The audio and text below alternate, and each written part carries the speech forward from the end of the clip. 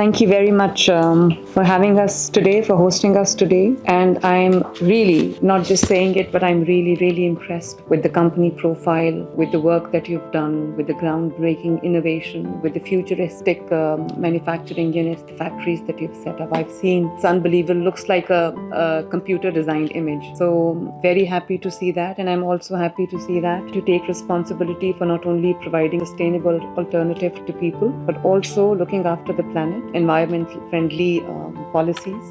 So I really appreciate that. Thank you very much.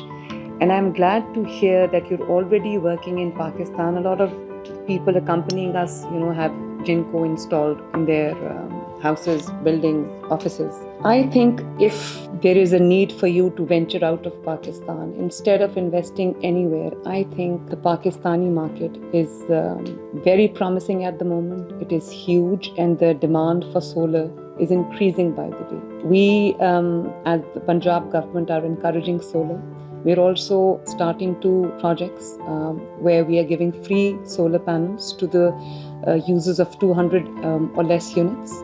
And from 200 to 500 domestic users, we are providing long-term loans with easy installments without interest for a huge, huge population. So I think no country better than Pakistan has such a beautiful bond with China.